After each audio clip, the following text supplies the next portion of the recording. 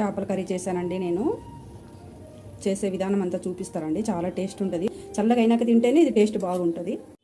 చేపల కర్రీ అండి. కొర్రమట్టి చేపలు 1 కిలో తీసుకున్నాను నేను. మంచిగా శుభ్రంగా కడుక్కొని సాల్ట్ నిమ్మరసం వేసి పావు గంట ఇలా ఉంచేసుకోవాలండి. ముక్కలు మంచిగా నీసువాసన రాకుండా బాగుంటాయి. మసాలా 2 స్పూన్లు ధనియాలు, 2 స్పూన్లు జీలకర్ర, 1 స్పూన్ మెంతులు వేసి మంచిగా మసాలా పచ్చివి అన్నీ వేసి 2 ఎల్లుల్లిపాయలు వేసి అంతా పౌడర్ కొట్టుకున్న తర్వాత ఎల్లుల్లిపాయలు వేసి మంచిగా ఇట్లా పొడిలాగా కొట్టి పెట్టుకోవాలండి. చాలా టేస్ట్ ఉంటుంది ఇది వేయడం వల్ల. ఉల్లిగడ్డ, టమాటా, కాశ్మీరీ మిర్చి అండి. మిర్చి 2 వేసాను కలర్ కోసమని. ఇలా మంచిగా వేయించి మిక్సీకి పేస్ట్ లాగా చేసుకోవాలి. ఇది చింతపండు, నిమ్మకాయ సైజ్ అంతా చింతపండు నానబెట్టుకున్నాను. ఆయిల్ 2 స్పూన్లు వేసుకోవాలి. కొంచెం ఆయిల్ ఎక్కువే పడుతుంది చేపల కర్రీకి. 4 పచ్చిమిరపకాయలు,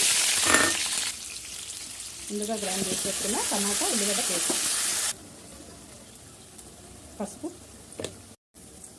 ధనియాలు, జీలకర్ర, మెంతుల పొడి పచ్చివి అన్నీ మిక్సీకి వేసుకోవాలి. టేస్ట్కి తగ్గట్టు సాల్ట్, కారం 1 స్పూను, 2 స్పూన్లు కారం పడుతుంది. మసాలా అంతా మంచిగా ఇట్లా నూనెలో మంచిగా వేయించుకోవాలి. పచ్చివాసన అంతా పోయి ఆయిల్ మొత్తం సపరేట్ అయ్యేంత వరకు మంచిగా వేయించుకోవాలి. సిమ్ములో పెట్టుకొని మంచిగా డీప్ ఫ్రై చేసుకోవాలి. చింతపండు రసము మంచిగా చిక్కగా తీసి పెద్ద నిమ్మకాయ సైజ్ అంత చింతపండు తీసుకున్నాను నేను. చింతపండు రసం వేసుకోవాలి. ఇలా ఉడికినప్పుడు మిక్సీ కడిగిన వాటర్ ఉంటాయి కదండి, మనకి ఎంత ఎసరు కావాలంటే అంత మంచిగా వేసుకోవచ్చు. గ్రేవీ ఎంత కావాలనుకుంటే అంత వేసుకోవచ్చు. చూసుకొని వేసుకోవాలి వాటరు. చేపలకి కొంచెం ఉప్పు, కొంచెం పసుపు, కొంచెం కారం వేసి మంచిగా పట్టించుకోవాలి. అప్పుడే పులుసు బాగా మరిగేటప్పుడు వేస్తే చాలా టేస్ట్ ఉంటుందండి. పులుసు ఈ విధంగా మంచిగా మరగాలండి. ఇలా మరిగినప్పుడే మంచిగా చేప ముక్కలు మంచిగా ఇలా వదిలేయాలి. పావు గంట సేపు మంచిగా కొద్దిసేపు హైలో పెట్టి తర్వాత ఉడికినప్పుడు స్టవ్ తగ్గించి కాడలతోనే మూరికి అట్ట ఊపాలంతే. గరిటె పెట్టి కలబెట్టదు. ఇప్పుడు కూడా చేపల కూరకి ముక్క విరిగిపోతుంది. కొత్తిమీర,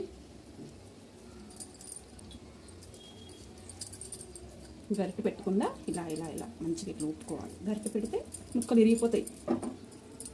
చిన్నగా స్టవ్ పెట్టుకొని 5 మినిట్స్ ఇలా ఉడికించుకోవాలండి. ముక్క విరిగిపోకుండా చిన్నగా పెట్టుకొని మంచిగా ఉడికించుకోవాలి.